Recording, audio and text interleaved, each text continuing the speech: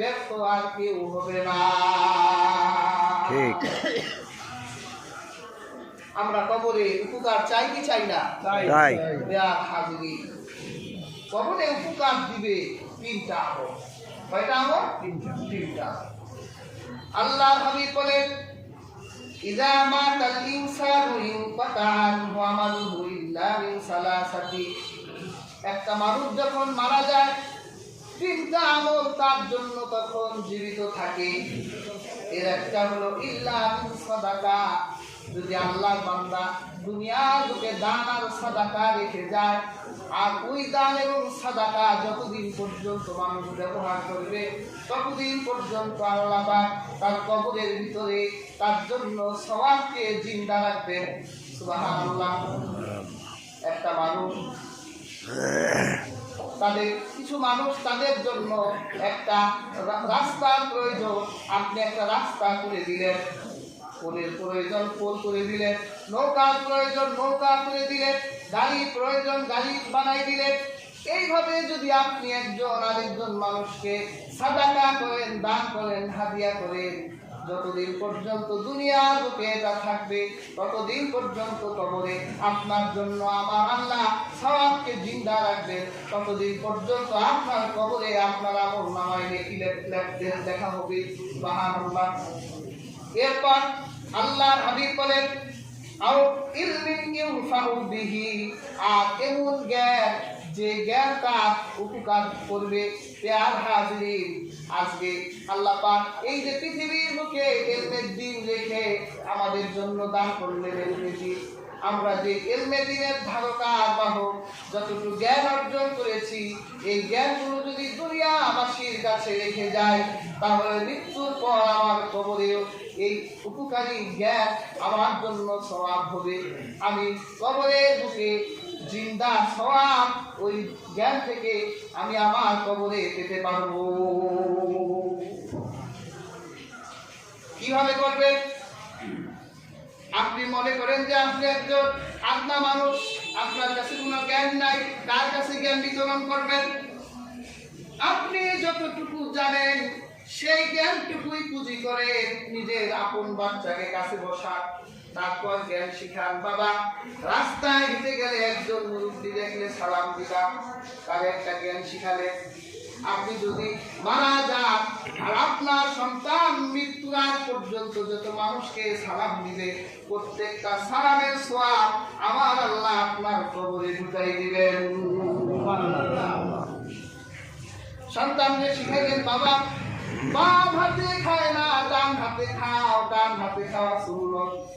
আপনার সন্তান আপনার থেকে জ্ঞান পেল, এরপর সে যতদিন পর্যন্ত ডান হাত দিয়ে খাবে, শুধু সেই খাবে না, তার ঘরে যখন সন্তান জন্ম নিবে, সন্তানকে দেখে বলবেন, বাবা তুমি কি জানো তোমার দাদা আমাকে খাবারের প্লেটে বসায়া ডান হাতে খেতে বলেছেন, তুমিও ডান হাতে খাও। ওই নাতি যখন ডান হাতে খাবে, নাতি আর বাবার সওয়াব আমার আল্লাহ দাদার কবরে পাঠাই দিবে। আমরা তো সওয়াব দুই চোখে দেখি না, সেজন্য সওয়াবের দামও নাকি। কি কথা বলে হুজুর, সওয়াব এতদিন থাকে নাকি? এইভাবে আপনার বাচ্চা কাচ্চাদেরকে আপনি এলেন নিজে বসে বসে একটু শিখা, ভালো ভালো কাজ কথা। মানুষকে দেখলে বাবা গালি দিবা না, ভালো কথা বলবা। সন্তান মানুষ দেখলে যতদিন ভালো কথা বলবে ততদিন পর্যন্ত আপনার কবরে সওয়াব দিতে যায়। হাজির, এইভাবে আপনি আত্মা মানুষ হন, বলম হন, তাতে কিছু না। সন্তানগুলোর একটু শিখান, নিজে শিখান, কবরে কল্যাণ পাবে। আর একজন আলেম যেহেতু ব্যাপক জ্ঞান অর্জন করে, এই জন্য তিনি ব্যাপকভাবে সবাইকে জানাবে। তিনিও যদি মারা যান, যদি তার 100 ছাত্র দুনিয়ার বুকে থাকে, ওই 100 ছাত্র যতদিন পর্যন্ত আমল করবে, ওই ছাত্ররা যতদিন পর্যন্ত আমল করবে, কিয়ামত পর্যন্ত তাদের কবরে নেকি যেতেই থাকবে। সেই জন্যই তো আলেম ওলামারা বড় লোক হয় না, ছাত্র বানায়, আখিরে বড় লোকই করবে। আখিরাতে বড়গতি করবে। এই জন্য হাজার হাজার ছাত্র বানায়।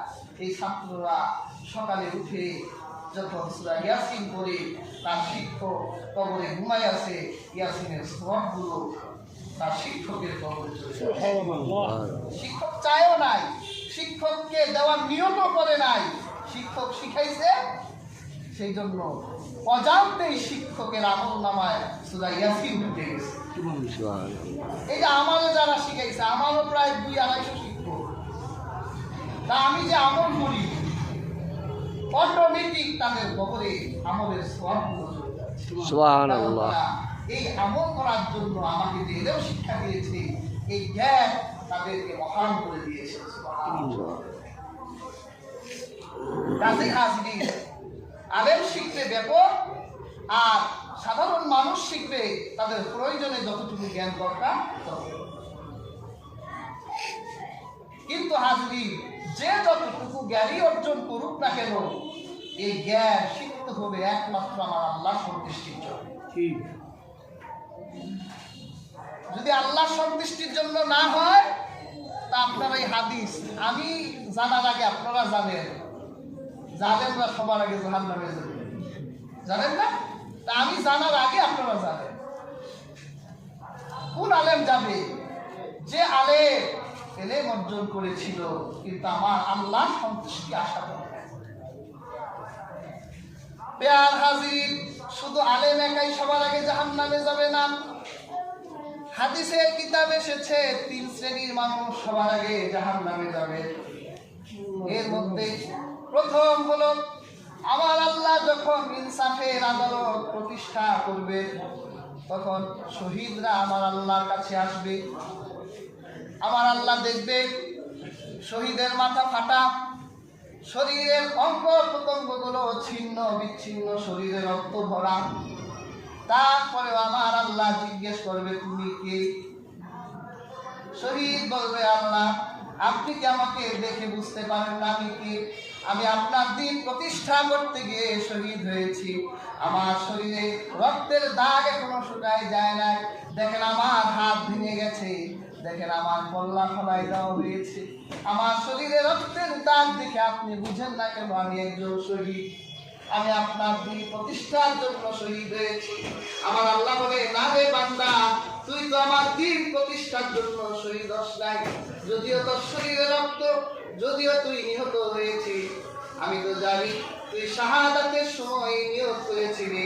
যদি তুই শহীদ হয়ে যা, দুনিয়ার মানুষ তোকে শহীদ বলবে, তোকে দাঁড়িয়ে অনার দিবে, গার্ড অব অনার, তোকে একটা উপাধি দিবে। দুনিয়ার মানুষেরা তো তোকে শহীদ বলেছে, দুনিয়ার মানুষরা তো তোকে গার্ড অফ অনার দিয়েছে। দুনিয়ায় তোর শাহাদাতের মর্যাদা চলে গেছে রে বান্দা। তোর মনে আমি আল্লাহর কাছে শাহাদাতের তামান্না ছিল না, আমি আল্লাহ তোর শাহাদাতকে কবুল করলাম না। সবার আগে জাহান্নামে ঢুকে যা। নাউযুবিল্লাহ। দেখছেন নিয়তটা কি জিনিস? সবাই বললে শহীদ হয় না, কার মনে যে কি আছে দেখ, সবচেয়ে ভালো কে যাবে? আল্লাহ।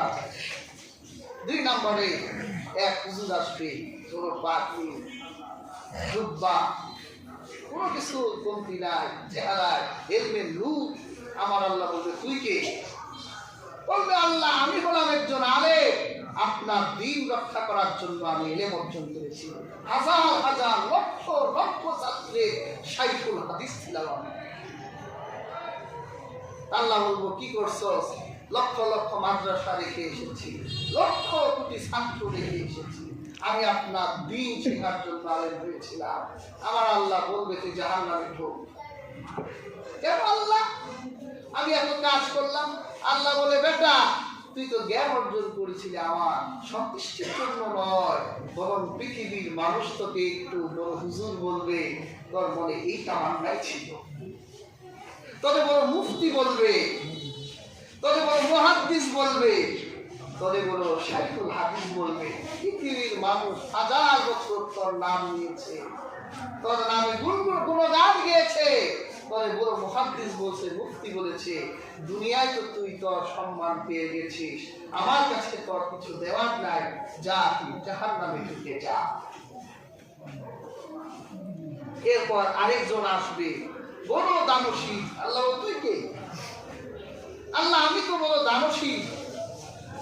বাংলাদেশের আকাশে তাকাই দেখে যত কিছু আছে সব জায়গায় আমার দান আছে। সব জায়গায় দিছি, সিনেমায় দিছি, মসজিদে দিছি, মাদ্রাসা দিছি, বাজার রাখে, ওয়াজে দিছি, গানে দিছি, কোনো কিছু আর বাদ নাই। যেখানে তাকাবে সেখানে আমার দাম আর দাম। আল্লাহ বলবে মানুষ উপকার পাইছে। হ্যাঁ, আল্লাহ উপকার পাইছে। মানুষ তোর কিছু বলছিনি? হ্যাঁ, আমাদের বড় দানবীর বলতো, বড় দানশীল বলতো। আল্লাহ বলে সম্মান তো পেয়ে গেছিস, যা আমার কাছে তোর কিচ্ছু দেওয়ার নাই, জাহান্নামে ঢুকে যা। সবার আগে এই 3 শ্রেণীর লোককে আমরা জাহান্নামে ঢুকে।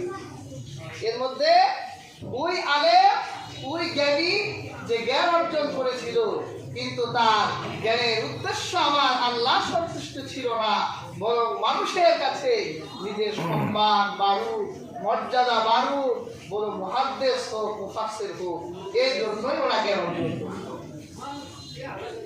কাজেই হাজির যতটুকু জ্ঞান আমরা অর্জন করবো তার সন্তুষ্ট